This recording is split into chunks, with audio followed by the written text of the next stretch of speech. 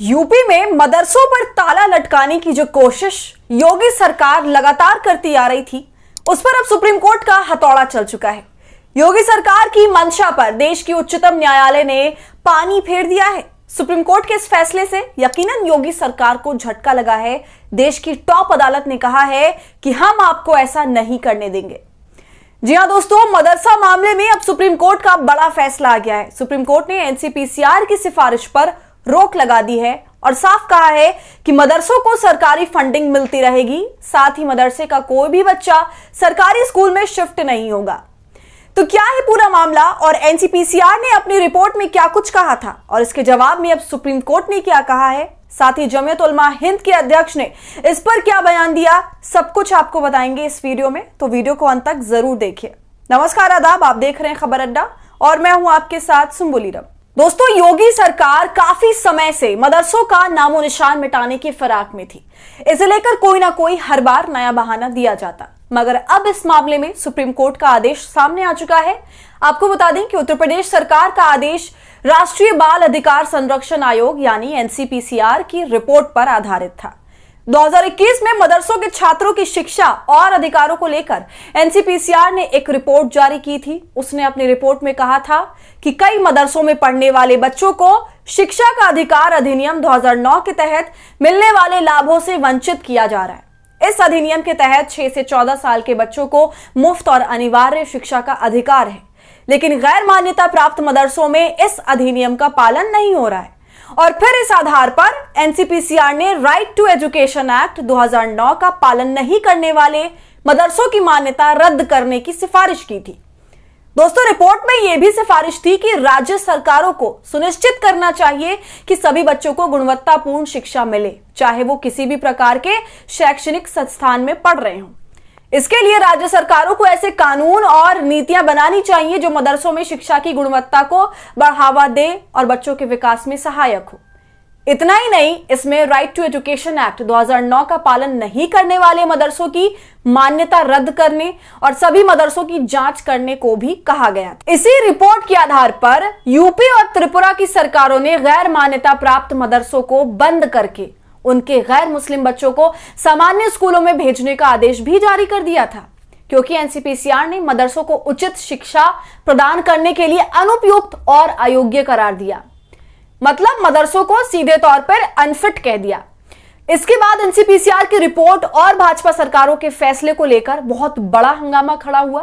कई मुस्लिम संगठनों और नेताओं ने इसे मदरसों की धार्मिक स्वतंत्रता पर हस्तक्षेप बताया और तर्क दिया कि मदरसों में धार्मिक शिक्षा दी जाती है और ये मुस्लिम बच्चों के सांस्कृतिक और धार्मिक अधिकारों का हिस्सा है।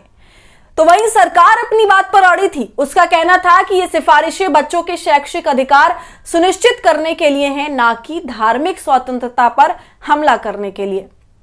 फिर इस पूरी कहासुनी के बाद इस मामले में एक नया मोड़ आता है। उत्तर प्रदेश और त्रिपुरा सरकार के इस आदेश के खिलाफ जमीयत उलमा हिंद ने सुप्रीम कोर्ट में याचिका दायर कर दी। उसी पर सुप्रीम कोर्ट ने अब बड़ा फैसला सुनाया है। उसने गैर मान्यता प्राप्त मदरसों के छात्रों को सरकारी स्कूलों में ट्रांसफर करने और मदरसों से गैर मुस्लिम छात्रों को हटाने के फैसले पर रोक लगा दी है। इस पर chief justice D Y Chandrachud, justice J B Pardiwala और जस्टिस मनोज मिश्रा की बेंच ने मुस्लिम संगठन जमीयत उलमा हिंद की ओर से पेश सीनियर एडवोकेट कपिल सिब्बल की इस दलील को सही माना कि एनसीपीसीआर की रिपोर्ट के आधार पर राज्यों की कार्रवाइयों पर रोक लगाने की जरूरत है। और सिर्फ यही नहीं, एनसीपीसीआर ने जो ये कहा था कि जब तक मदरसे शिक्षा के अधिकार अधिनियम का अनुपालन नहीं करते, तब तक उन्हें दिया जाने वाला फंड बंद कर देना चाहिए। इस पर भी सुप्रीम कोर्ट ने यह क्लियरेंस दे दिया कि मदरसों की फंडिंग जारी रहेगी। मतलब मदरसे जैसे चल रहे थे वैसे चलते रहेंगे, कोई बदलाव नहीं आएगा। तो यह फैसला अपने आप में एक बहुत बड़ा फैसला है, क्योंकि योगी सरकार 2021 से ही मदरसों के पीछे पड़ गई थी, उन पर ताला लगवाना चाहती थी। मगर सुप्रीम कोर्ट का यह फैसला योगी सरकार के लिए एक तमाचे जैसा है। एनसीपीसीआर की आड़ में जो भाजपा यूपी और त्रिपुरा में खेल करना चाहती थी, उसकी तो बैंड सुप्रीम कोर्ट ने बजा दी और साफ कह दिया कि इस संबंध में 27 जून तक जारी किए गए एनसीपीसीआर की सभी रिपोर्ट्स पर रोक लगाते हैं। लिहाजा इन रिपोर्टों के आधार पर लिए गए सभी राज्य सरकारों के फैसले अपने आप निष्प्रभावी हो जाएंगे।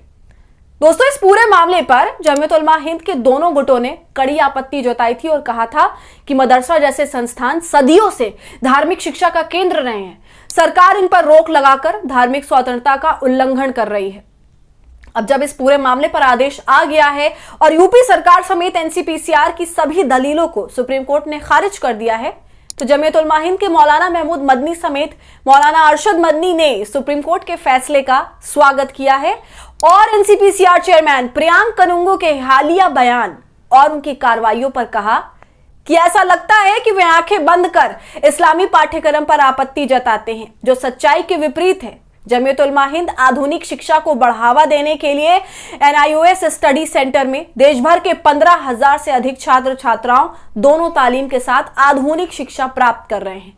तो दोस्तों, योगी सरकार मदरसों को बहाना बनाकर हिंदू बनाम मुस्लिम वाला गंदा खेल खेलना चाहती थी। और सिर्फ यही नहीं, हमारे देश की मीडिया भी योगी सरकार के इस खेल में पूरी तरह से संलिप्त थी।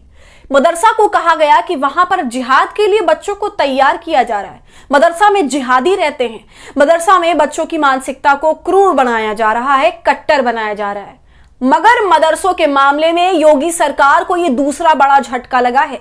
इससे पहले पिछले दिनों ही सुप्रीम कोर्ट ने इलाहाबाद हाई कोर्ट के उस फैसले पर भी रोक लगा दी थी जिसमें उसने UP board of Madrasa education act 2004 को असंवैधानिक करार दिया था। हाईकोर्ट ने तर्क दिया था कि एक धर्मनिरपेक्ष राज्य धार्मिक शिक्षा के लिए बोर्ड की स्थापना नहीं कर सकता है या विभिन्न धर्मों के लिए अलग अलग शैक्षिक प्रणाली नहीं बना सकता है। फिर सुप्रीम कोर्ट ने 5 अप्रैल 2024 को UP board of Madrasa education act 2004 को असंवैधानिक करार देने वाले मार्च में इलाहाबाद हाईकोर्ट के फैसले पर रोक लगा दी थी। इसको लेकर भी उसने केंद्र और यूपी सरकार से जवाब मांगा था। कोर्ट का कहना था कि हाईकोर्ट के फैसले से 17 लाख छात्रों पर असर पड़ेगा। तो देर से ही सही, मगर सुप्रीम कोर्ट ने इस पर न्याय किया और यूपी सरकार की मनमानी नहीं चलने दी और उसकी माहौल बिगाड़ने की जो मंशा थी उसको ध्वस्त कर दिया। तो आपकी इस मुद्दे पर क्या राय है, हमें कमेंट कर जरूर बताइए। वीडियो पसंद आई हो तो इसे लाइक और शेयर करें और खबर अड्डा को यूट्यूब पर सब्सक्राइब कर लें।